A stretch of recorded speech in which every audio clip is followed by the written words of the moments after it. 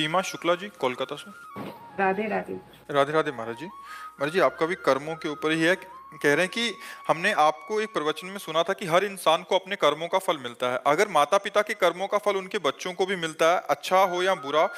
नहीं, जीव को अपना कर्म भोगना होता है, संयोग बनता है, पूरा जाल बिछता है।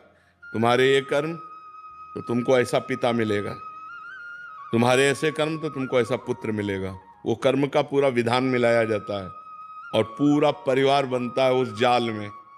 ये माँ है, ये बहन है, ये भाई है, ये पिता है, ये रिश्ता है, ये नाता है। जिसको जितना भोगना है उतना उसको दुख भोगना पड़ेगा।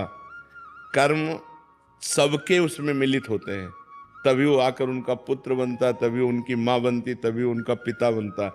ऐसा नहीं कि केवल एक व्यक्ति का कर्म पूरे परिवार को दुख दे रहा है, नहीं, उसके भी कर्म उसमें जुड़े हुए हैं। पिता का पाप कर्म ऐसे पापी पुत्र को जन्म देगा जो जन्म से लेकर के मरण तक उसको नाना प्रकार के दुख ही दुख देगा। पिता का पुण्य कर्म ऐसे पुण्यात्मा पुत्र को जन्म देगा जिसको बचपन से देखते हुए जवानी तक, मरते समय तक हृदय शीतल रहेगा। सब कर्मों का जाल बिछा हुआ है उसी में।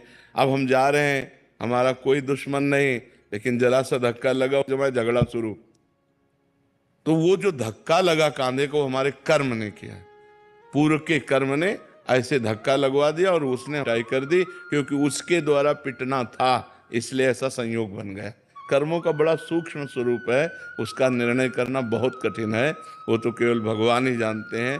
सुनो भरत भावी प्रबल, बिलख कहो मुनिनाथ, हानि लाभ जीवन मरण जस अपजस विधि हाथ। वो विधान भगवान के हाथ में है। जब जहाँ जीव का जैसा कर्म होता है उसको भोगना पड़ता है। और वो एक कर्म के साथ बहुत से कर्म जुड़े हुए होते हैं। माता का कर्म, पिता का कर्म, भाई का कर्म, बहन का कर्म।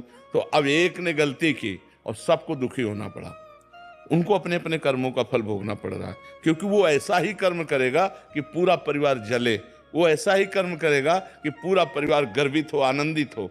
ये कर्मों का जाल बिछा हुआ है।